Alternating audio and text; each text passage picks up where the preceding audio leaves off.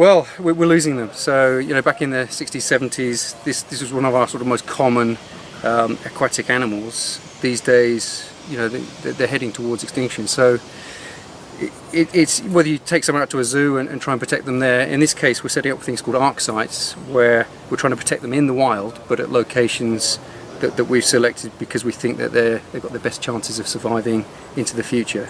They're well away from non-native crayfish species, and the habitat's right. So the upper dove and parts of the Peak District, they used to have nationally important populations of white-clawed crayfish. These days, after two major plague outbreaks in 2005 and 2008, these days there's hardly any left. So we think it's necessary to try and set up new populations in the wild up in the Peak District to really afford them any sort of future. And we'll see how it goes. Very quickly, just there's one in there already. Oh, I've got two. And Charlie's got two. Wow. So yeah, that's a pretty good start, and they're quite nice small ones. And then of course you have someone on the bank that will just take them, put them in, make sure that there's no porcelain disease or burn spot. They're the two things that we should be able to identify in the field. But we'll give them another thorough health check as we go through. So you probably fit 4 people here, another 2 behind, and then another 1 or 2 up here. And it's not going to affect us too much, I don't think. And then when you've got your brick, once you checked it, you might as well, okay, we'll rebuild the reef afterwards. Because the big size and then rebuild the captain, yeah? Yeah. So, there you go. Yeah. There's your little, yeah, you want to take those out and just show them. And just check your net, because there might be really small, centimetre long crayfish in your net that you're barely aware of.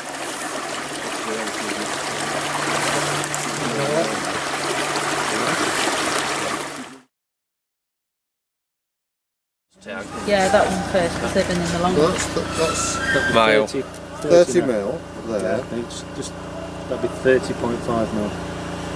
28.2. Okay. So before we take them, we obviously do health checks on them. We're checking to see that they're healthy looking, that they haven't got any diseases or fungal infections, and we also will be measuring them, checking. So this is a female. We take a measurement along the straight bit from the edge of the carapace to this bit. It's called the rostrum, so the snout, just in there. So we can get a nice straight measurement along the crayfish to its snout.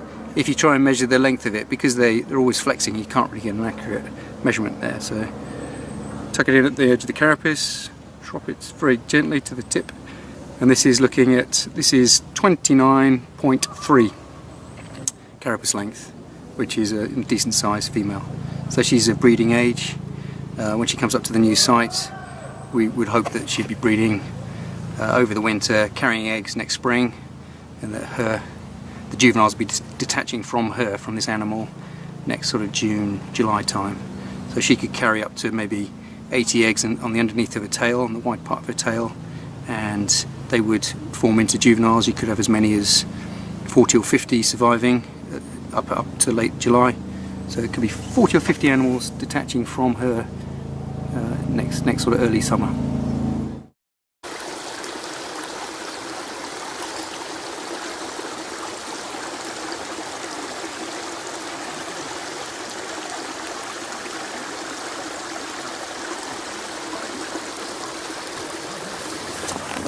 Crayfish paparazzi time.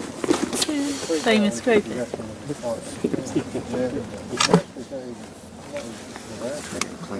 That's quite a big one, isn't it? Yeah.